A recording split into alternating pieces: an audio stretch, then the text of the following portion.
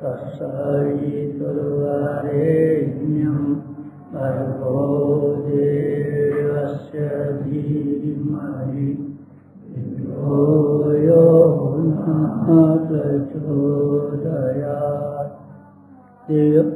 भाई, मैं एक बात आपको निवेदन कर रहा था, क्रिया और विचार इन दोनों का समन्वय कर डालें तो चमत्कार पैदा हो जाए। एक पक्षी होता है, नाम है उसका बया।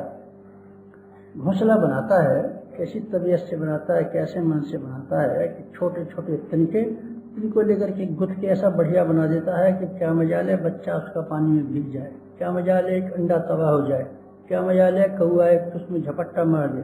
बच्चे मौज के साथ में देखते बैठे रहते हैं और कोई आदमी सड़क पे से निकलता है तो देखता रहता है ये बया का घोंसला है, देखना कैसा बया का घोंसला है, देखना कैसा बया का घोंसला। हर जगह से प्रशंसा होती है, बया स्वयं पसंद रहता है, देखने वालों की तबीयत पाक बाक हो जाती है।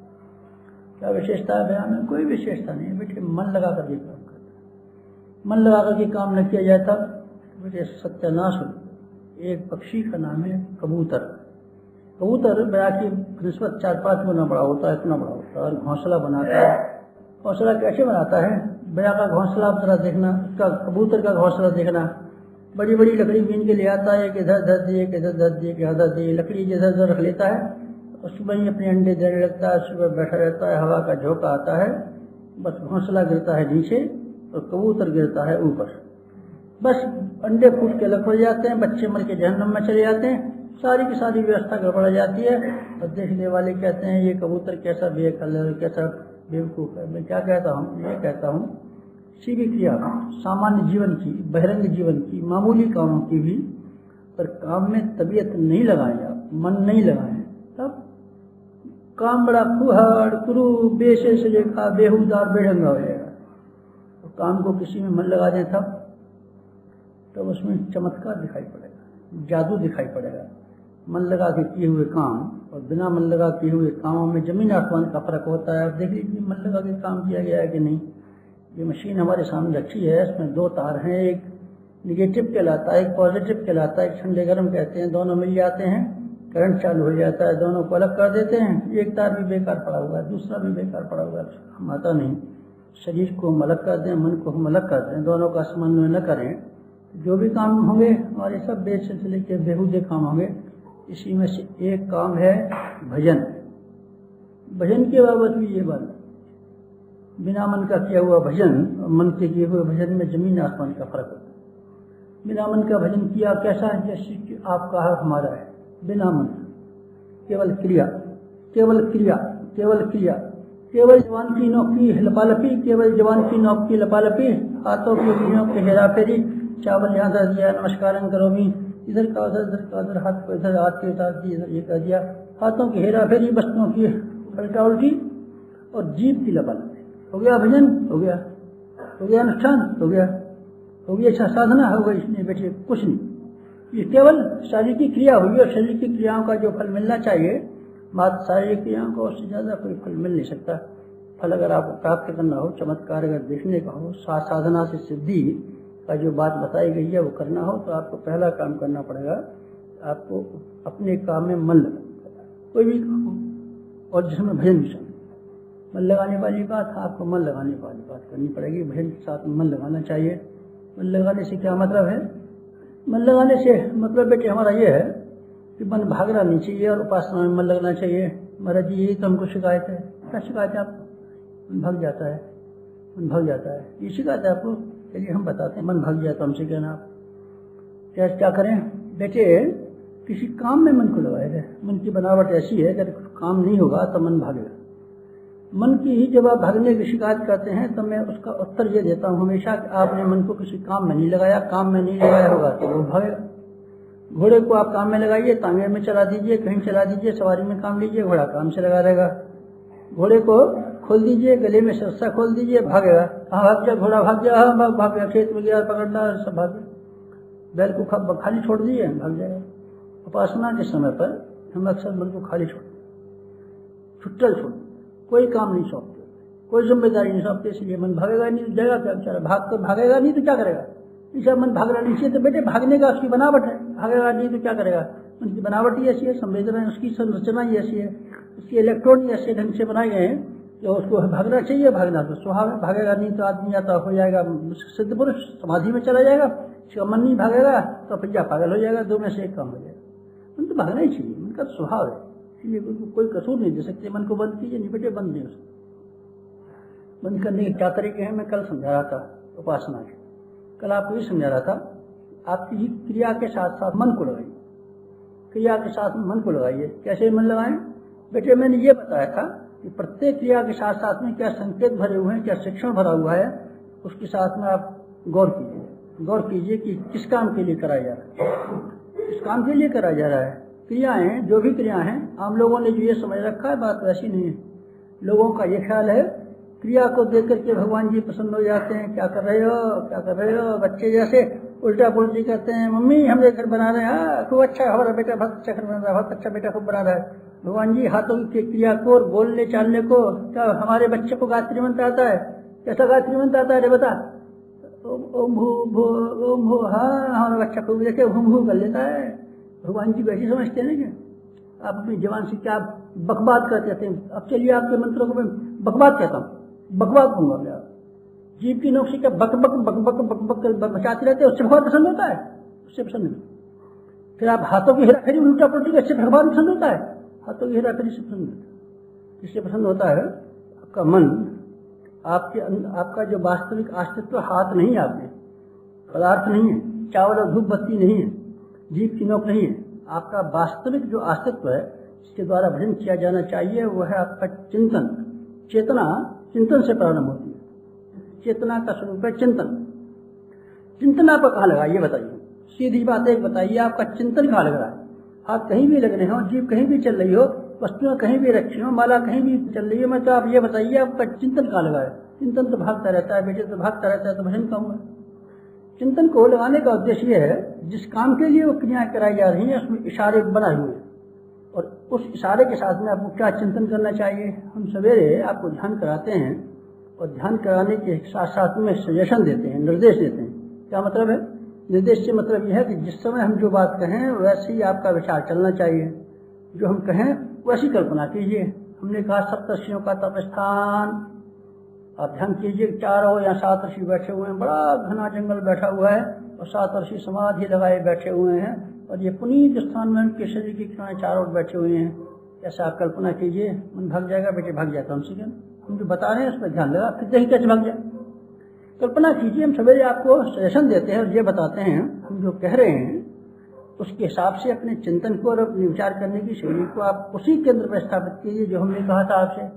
प्रातःकाल विचार कीजिए, सवेरा हो गया, स्वर्णिम सूर्योदय, लाल रंग का सूरज, सवेरे निकलता हुआ बड़ा वाला सूरज पूरब से निकल रहा है, थोड़ा निकला, अभी और बढ़ा, पूरा सूरज निकल आया। क्या मतलब है बेटे? हम जो कहते थे तेरे लिए, अपने मन को हमारी कही हुए बात पर लगा दिया, फिर तेरा मन उस काम पे लग जाएगा, भागने का सवाल ही नहीं। एक काम पे लगा दिया, कैसे भागा? काम पे जो नहीं लगा भागा। इसीलिए क्या करना चाहिए, प्रत्येक क्रिया जो कर्मकांड बनाए गए हैं सिर्फ एक काम के लिए बनाए गए हैं। कर्मकांड करते समय आपका ध्यान उस क्रियाओं पर जाए जो उसमें से बोल के तो नहीं बताएगी, ये क्रिया के माध्यम से बता देगी। ये कल हमने बताया था आपको, हमारी वाणी का परिष्कार होता है। कल जब आप आचमन करें, ये ध्यान करें, ये विचार करें कि हमारी वाणी पर वाणी का संशोधन हो रहा है, वाणी को हम धो रहे हैं, वाणी को साबुन लगा रहे हैं, वाणी को पत्थर पर पीट रहे हैं, वाणी की धुलाई कर रहे हैं, वाणी की पिटाई कर रहे हैं, और हम पानी डाल रहे हैं। जैसे बच्चा गंदा हो जाता है, टट्टी कर आता है, टट्टी आकर के ऊपर बाल्टी से पानी डालते हैं, नहलाते हैं, टट्टी धोते हैं, उसको साफ करते रहते हैं। विचार कीजिए, हमारी गंदी वाणी जो अभक्ष खाने की वजह से, जो अवांछनीय वार्तालाप करने की वजह से गंदी हो गई है, इसको हम धोते हैं और साफ करते हैं, विचार कीजिए, जैसे धोबी घाट पर अपने कपड़े को ले जाता है, आप कल्पना कीजिए अपनी जीभ को धोते के तरीके से हम ले जाते हैं, और पत्थर पर दे करके पानी जो हमने आचमन का लिया था उसके सहारे दे पिटाई, दे डंडा, इसकी सारी की सारी कचूमर निकाल देते हैं। अब गंदी रहेगी कि साफ होंगी? क्या कीजिए, कहाँ मन लिया? बताते तो रहे बेटे, और क्या बताएं थे, बता तो रहे थे। प्रत्येक क्रिया के साथ साथ में हमने चिंतन दिया हुआ है। ऋषियों ने जितने भी कर्मकांड बनाए हैं उस कर्म कांडों के साथ साथ में एक चिंतन दिया हुआ है। चिंतन दिया हुआ है, उस चिंतन के साथ आप मिला देंगे तो मन और क्रिया का समावेश हो जाएगा। मन और क्रिया का समावेश हो जाएगा। ये दो चीजें शामिल हो जाएंगी, दो चीजें शामिल हो जाएंगी, विचारणा और क्रिया। विचारणा और क्रिया को दो को मिला देने से हमारा शरीर और मन जिस तरीके से दोनों बन जाते हैं, मिल जाते हैं, ऐसी आपकी साधना जीवंत हो जाएगी प्रत्येक क्रिया के साथ। पांच हम उपासनाएं बताते हैं। 5 उपासना का मोटा मोटा स्वरूप हमने पत्रिकाओं में भी छाप दिया था। 5 साल भी जब हमने स्वर्ण जयंती साधना वर्ष लगाई थी, गुरु जी हम स्वर्ण जयंती साधना वर्ष करते हैं, 45 मिनट भजन करते हैं। भजन तो करता है बेटा, पर तुझे एक बात बता, उस कर्मकांड के साथ साथ में जो विचारणा है दी हुई है उनको भी करता है कि नहीं? महाराज जी मैं तो लगा रहता हूँ और माला पूरी कर लेता हूँ, माला पूरी कर लेता है, तेरे लिए बहुत बहुत धन्यवाद, तेरे लिए बहुत आशीर्वाद। मुझे तो एक बात बता, तू माला जब जप करता है तो उसके साथ साथ में विचारों को लाता है कि नहीं लाता? नहीं महाराज जी विचार तो मेरे भागते रहते हैं। तो बेटा तेरी उपासना अधूरी है। तेरी उपासना का जो परिणाम तेरे लिए मिलना चाहिए था, मेरे लिए मिलना चाहिए था, न वातावरण के परिशोधन के लिए मिलना चाहिए था, न वातावरण का परिशोधन होगा, न जिस उद्देश्य से हमने तेरे लिए शक्ति दी थी और तेरे प्रेरणा दी थी, शिक्षा दी थी, दीक्षा दी थी, न हमारा उद्देश्य पूरा हुआ, न तेरा उद्देश्य। तीनों में से एक का भी उद्देश्य पूरा नहीं हुआ। इसलिए क्रिया के साथ साथ में विचारणा का समावेश करने की शिक्षा में हमेशा देता रहूंगा। और फिर आपको देखो, कल मैंने आत्मशोधन की क्रिया 5 पंचमुखी गायत्री है और 5 कोशों में 5 मुख उसके हैं। ये 5 चरणों में गायत्री उपासना बटी हुई है। पहला कृत्य आत्मसंशोधन की क्रिया।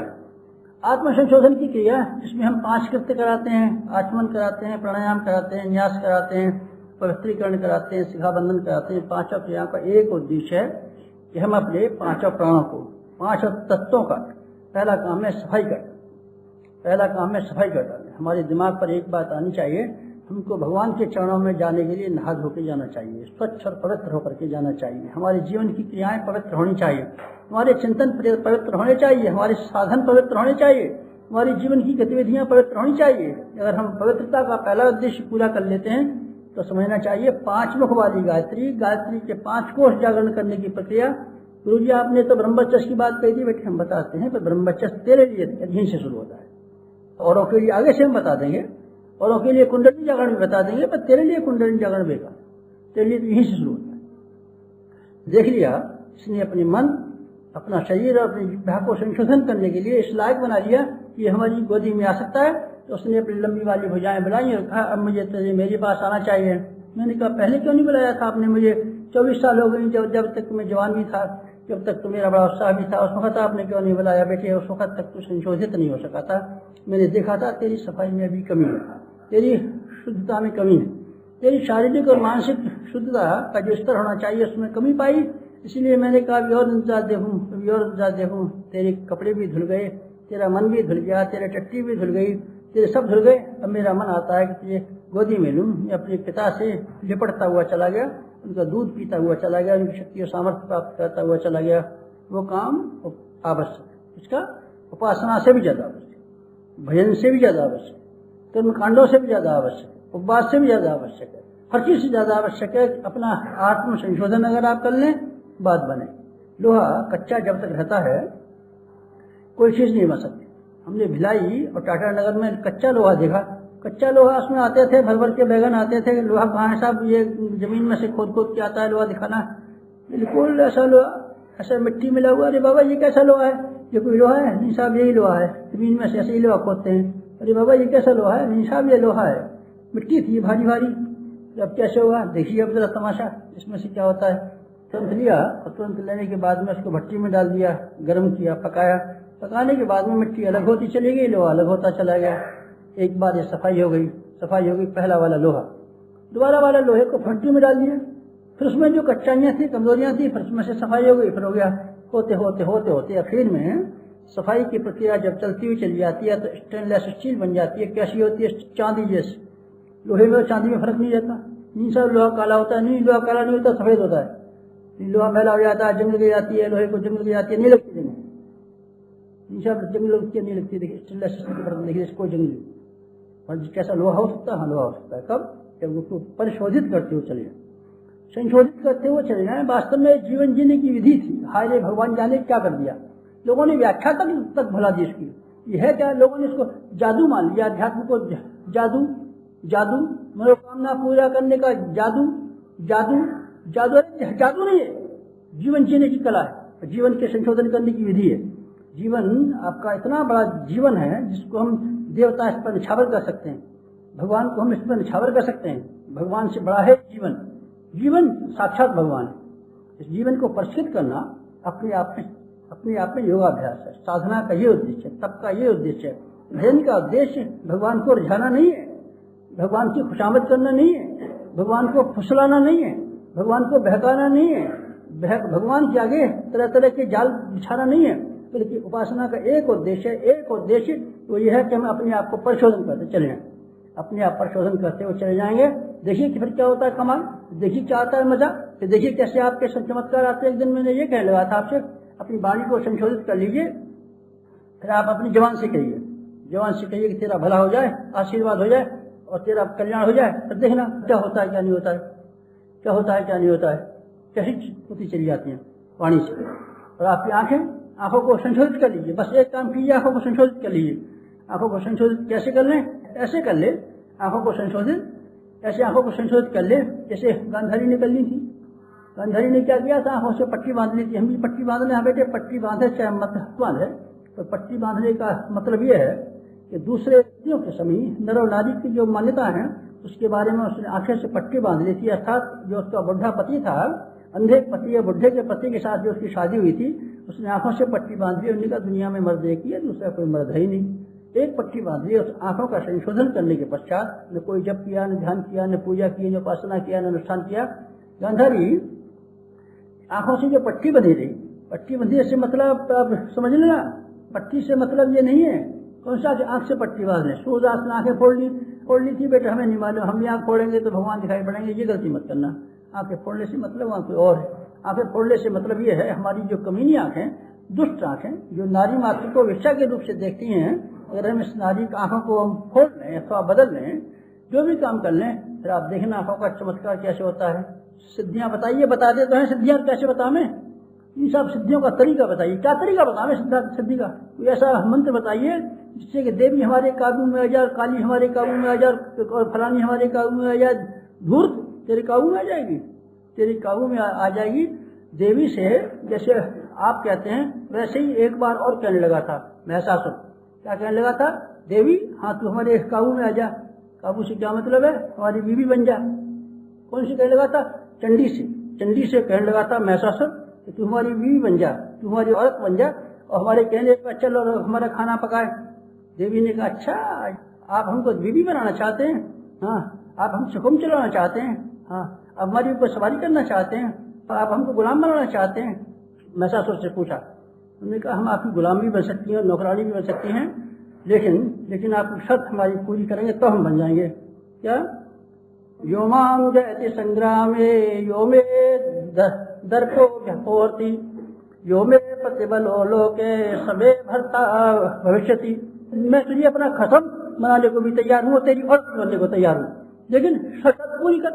क्या शर्त पूरी करूँ, योमां जयति संग्रामे, तू मुझसे लड़, आजा लड़, पहले आजा मुझसे लड़, तब तेरी औरत बनूंगी। इतना पराक्रम, इतना पौरुष, इतना साहस दिखा, इतना साहस मेरे अंदर है, उतना पराक्रम को दिखा कि मैं तेरी औरत बनने को तैयार हूँ। देवी ने कहा, और ये कहा योमाम प्रतिबलो लोके समय भर्ता भविष्यति, तू मुझे संग्राम में परास्त कर लेगा, हरा देगा, तो मैं तेरी औरत बनूंगी, इससे कम मैं नहीं बन सकती। ये करके जब उससे कहा कि नहीं मैं लड़ने को तो आपसे तैयार नहीं हूँ, तो उन्होंने कहा तेरी अकल ठीक करूंगी।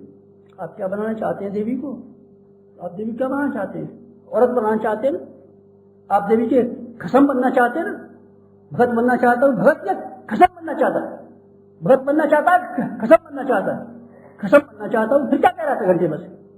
देवी का भगत बनने का मतलब है कि देवी हमारी माँ है, माँ हुक्म देती है और बच्चे को पालन करना पड़ता है। और खसम का मतलब ये है, खसम होता है हुक्म देता है अपनी बीवी को, खाना पका देना, हमारा फलाना काम कर, हमारे पैर डाल, यही कह रहे थे ना देवी से।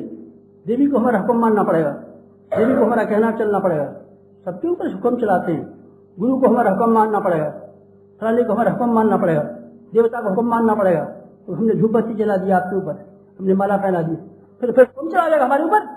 हाँ साहब हम तो हुक्म चलाएंगे, आपके चेला है, बड़ा चेला है हमारा। तो क्या करना पड़ेगा आपको, अपनी मन को उसके साथ जोड़ना पड़ेगा जो हमने कल आपको बताया था, संशोधन की प्रक्रिया के लिए सारे के सारे विचार उसमें जुड़े हुए हैं। इसमें जो हम अपने कर्मकांड कराते हैं, कर्मकांडों का जादू इतना ही है बेटे।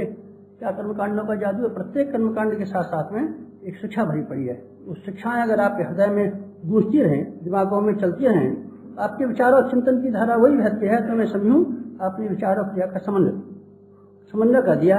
कैसे समन्वय करें बेटे? देख, पहली हमने आत्मशोधन की क्रिया बताई थी और गायत्री की 5 मुखी साधना में दूसरा वाला चरण है, उसका नाम है देव पूजन।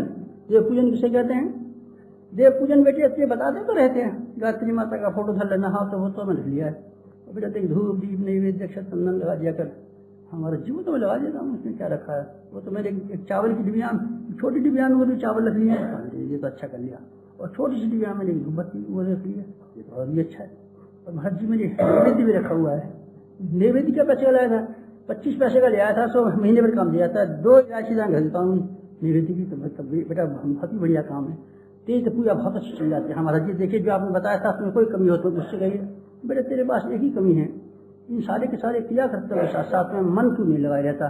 जब भी चीजों को कहा करे तो अपना मन लगा दिया कर, मन को लगा दिया कर। इसके लिए इन्हीं वस्तुओं के साथ साथ में जो शिक्षण दिया हुआ है, क्या शिक्षण दिया हुआ है? 5 चीजें जो पंचोपचार की हैं, जब इसमें से एक चीज चढ़ाया करे तो अपने विचारों को वस्तुओं के साथ साथ में उसी तरीके से लगा दिया कर जिसका शिक्षण के लिए उसका आधार बनाया जाए।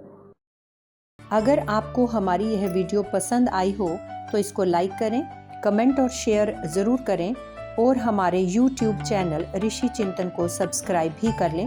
साथ ही बेल आइकन को भी दबाएं ताकि आपको आने वाली वीडियोस की नोटिफिकेशंस मिलती रहें।